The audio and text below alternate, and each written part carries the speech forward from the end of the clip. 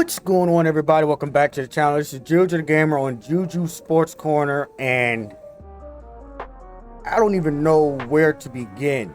So this is probably one of the craziest mornings of National Signing Day ever. So I'm going to start out with the news that just broke. Pete Thamel just said a source told him that FSU has been informed that Travis Hunter, the #1 recruit in the nation, I want to repeat that, the #1 recruit in the nation is heading to Jackson State to play for Hall of Famer Deion Sanders. Just let that sink in. How much does this change the game for recruiting in regards to HBCU schools? Because now we have Deion Sanders doing this. Eddie George is also a football coach, and I believe he's the semifinalist now for Hall of Fame voting. You know, Hugh Jackson, who I have some questions about as a coach, as being a Semi Browns fan.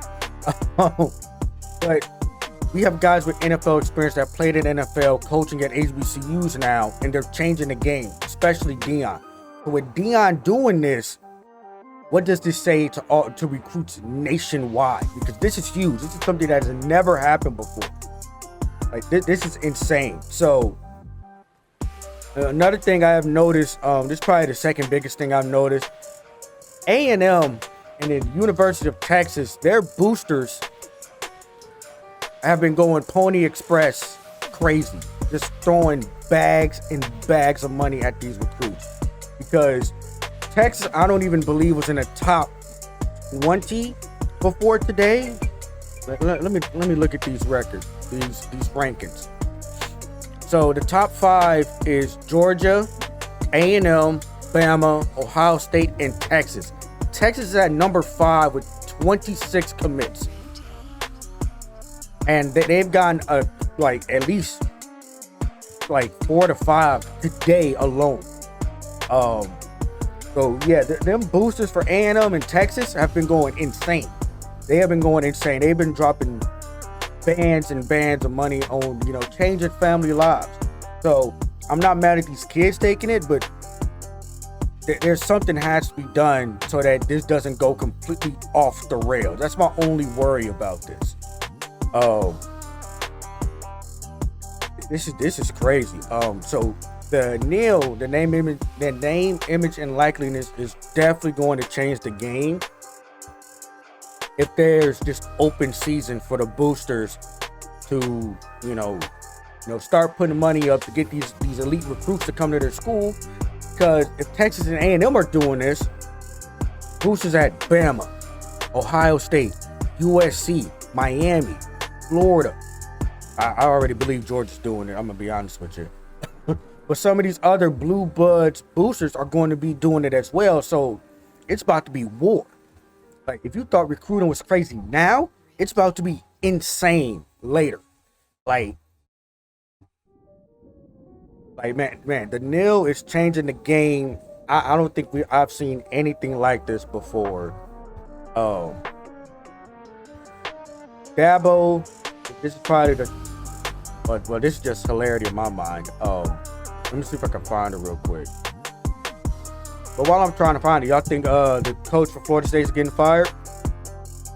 Because I think he is. You can't just lose the #1 recruit in the nation, regardless of.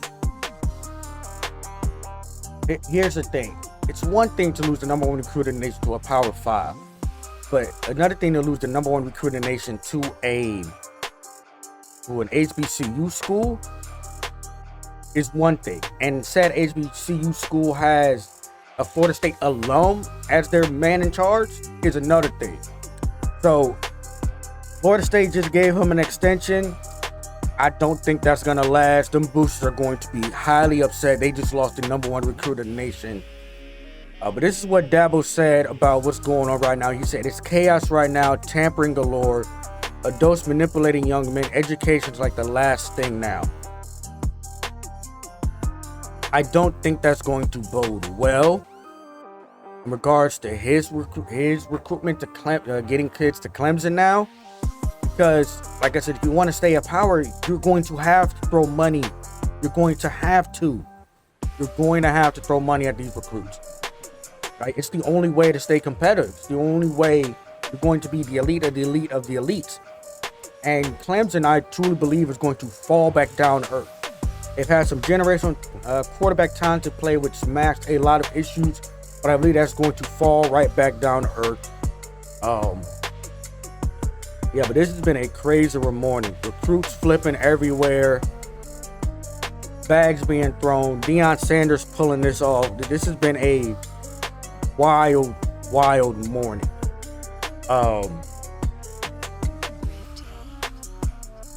The only way I can see NIL not being regulated is that it creates more parity in the sport. So the same 4 to 12 teams are not always going to be the same 4 to 12 teams. So for years, it's been Bama, Georgia, Ohio State, and Clemson, along with Oklahoma, because that's where all the recruit talents were going. This NIL changes things because, like I said, the boosters in Texas have oil money. You're not going to compete with oil money. No matter how much money you have, you're not going to compete with oil money. Oil money is long, like, and it is going to create parity. And then we have all these different coaching changes. So if Cali, with USC, Texas with A&M, and of course Texas, and Miami, Florida start getting serious about really recruiting in their football programs again, the recruiting landscape is about to change. And this has been a wild, wild morning so far. These are just my reactions from day one. Only maybe about 2 hours into National Signing Day, because it started at 3 hours. It started at 8. So we got some more chaos headed our way, but this has just been completely off the rails wild. If you made it this far, please make sure to leave a like, hit that subscribe button, make sure you hit that bell notification to notify every time I upload. I'm Juicy the Gamer. I'm signing out. See you next time in the next video.